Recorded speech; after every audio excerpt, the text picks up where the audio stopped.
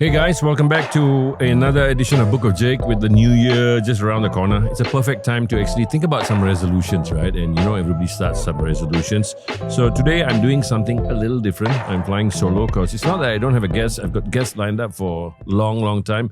But I thought I'd address this whole resolution things. So we dive into the top 10 resolutions for 2025. Now, these aren't just your, saya tak nak makan nasi resolutions, or I want to go to the gym, or I want to, read a book. These are more meaningful, actionable commitments that will help you grow professionally, will help you grow personally, and also be a better person, okay?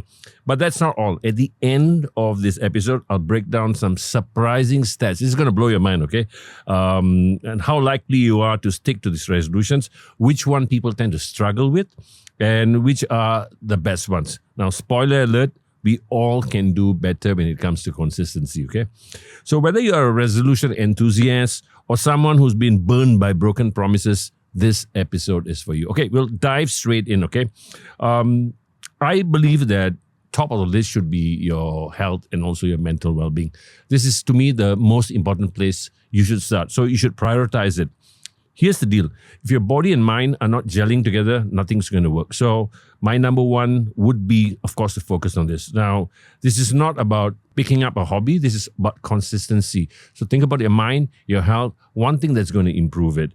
Next up, we often overlook long-term goals, okay? Not just short-term wins. We live in a world where it's instant gratification. I had a podcast, one series that spoke about instant gratifications. You should check that out. But true success comes from thinking long-term, okay? It's not a sprint. It's a marathon. Remember this. Now, resolution number 3 is a big one for 2025 because things are changing really fast. I know a lot of people who have lost their jobs to AI, innovating. Innovation has replaced a lot of people, displaced a lot of people. So whether it's in business or yourself, embrace adaptability and change. Because what happens is most people will tell you that, I don't want to change. It's okay lah. We have no time for it's okay lah anymore. We have to change, okay? I, for one, in the next year, I'll be 60 years old, but I'm still taking this as a challenge to adapt, to change. I love AI. I do new things. I discover new things. You need to embrace this, okay? When ChatGPT came out, everybody was like, maybe I should get in. It's not a luxury. It's a necessity, okay? So what you need to do is to take on a growth mindset. That means, what can I learn from this? And the faster you get into it, you'll be ahead of the curve. Then there's building authentic connections. It's quality, not quantity. Go through your friends list. Like I said, find you're the average of the 5 people that you hang out with. Go through your friends list. Everybody cannot be your friend. Be a bit selfish. You know what? Build authentic connections that's symbiotic. That means I can learn from you, you can learn from me. We grow together. Because one thing that's happened in my life, when I closed down my circle, I discovered that I got better communications, better relationships, better knowledge from my friends. We helped each other grow. Find your circle in 2025. Okay, surround yourself with people who inspire, who challenge you. Doesn't mean somebody challenge you, they're their enemy. Everybody can say nice things about you, doesn't make them your friend, So that's one thing you should think about. Resolution number 5 is a practical one, just as important as developing financial discipline. Now, we live in a world where everybody's on Instagram showing what they have, okay? That doesn't mean you need to have it. Ask yourself, do I really need it? A goal is to have financial freedom. To me, it's not about being rich, It's very subjective. If somebody has financial freedom, that means they don't have to worry about their next paycheck. So to me, hold on your splurging on all this, exorbitant stuff. Do you need the new iPhone? Do you need the new Samsung? Do you need this? Keep the money aside, let it grow. If I give you one advice from here, is read a book. Any book, that's going to improve your knowledge. Like, I'm reading a few books at one time. Every day I'll go one chapter on one book. It's strange, but pick up a book and you'll be surprised how much you can learn. And here's a tip. Every time you read a book, write down 4 or 5 things that you can take away with you, express. Hey, by the way, I've got a book, www.bookofjake.my. You can pick up my book. I'll sign it for you. Resolution number 7 is something I've personally seen transform lives. Amplify your personal branding. I lecture on personal branding, and the reason I speak about this is because every day we are seeing new information. There's TikTok, there's social media, there's TV, there's radio. So there's just a plethora of information, and we can get lost. We can get suffocated.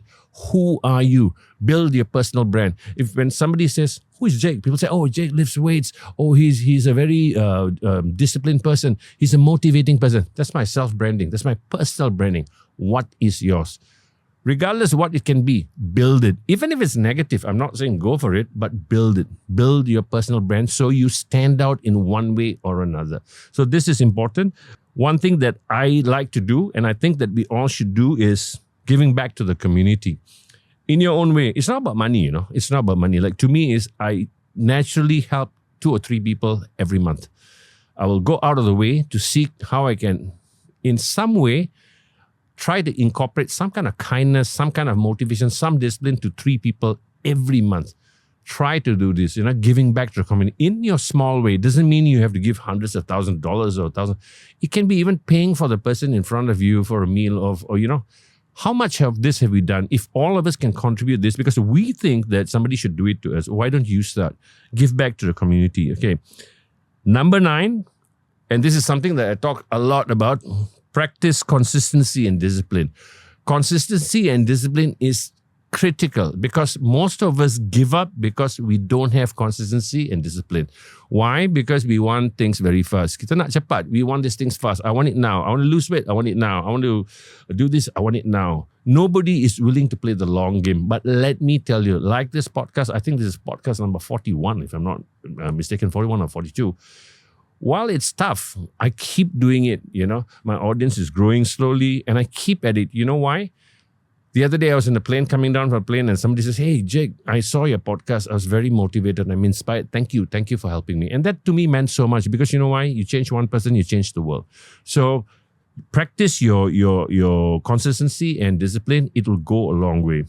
Finally, number 10, is celebrate the small wins along the way. Don't wait for the big wins. If you're planning to lose 10 kilos, you've lost 500 grams, hey, tap yourself in the back, says, not bad. Now let me go for the next 500 grams, that's 1 kilo, and keep doing it. If you read one book, just say, hey, I've read a book. I'm so happy. Maybe I'll start the second book.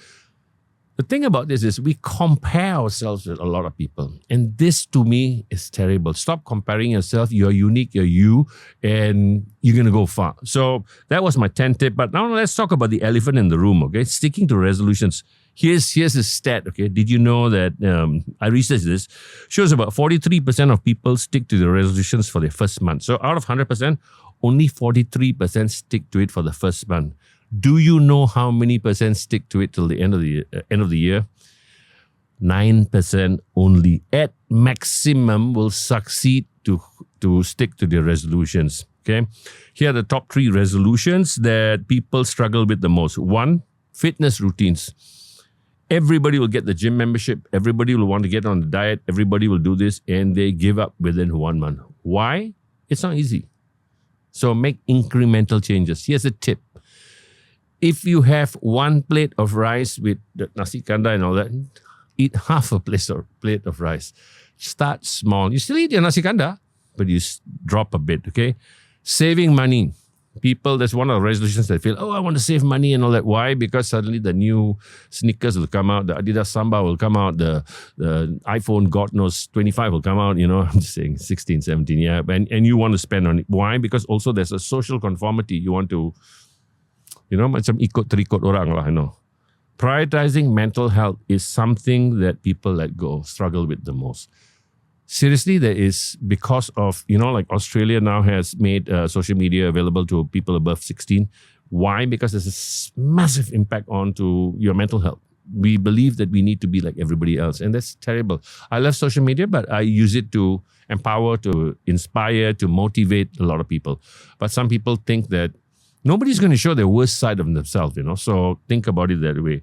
Now, on the flip side, the resolutions people are most likely to stick with include, believe it or not, learning new skill because it feels rewarding and tangible.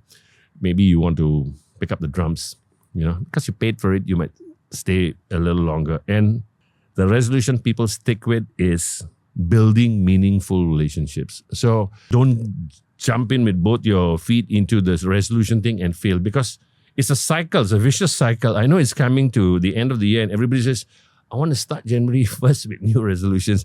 And it's the same thing. So be kind to yourself. Pick two things maybe. Pick one thing that you think you can carry on and you can be part of the 9% at the end of the year. Okay, so that's it. 10 resolutions to crush 2025, whether it's your health, you're embracing your journey in learning, just being a better person. I hope you got what it takes. If you're feeling overwhelmed, start small. Like I said, 1 + 1 + 1 + 1 + 1 is a lot. Start with 1. The power of 1 is so underestimated. We want the power of 10. Power of 1 is something that is, to me, magical. Okay. So again, tell me what you think. Thanks for tuning in for this special solo episode of Book of Jake. You'll have a very, very good guest in the next one. I wish you the best for 2025. I know we are like about less than 3 weeks away, but if you have any questions on how you want to start, if you have any questions on what do you think I should do, please drop me a comment, subscribe, like, share. You can check me out on my Instagram, Jake Abdullah, Book of Jake, and also on my YouTube channel, okay? Till I see you next week, guys, think about your resolutions. See you next week.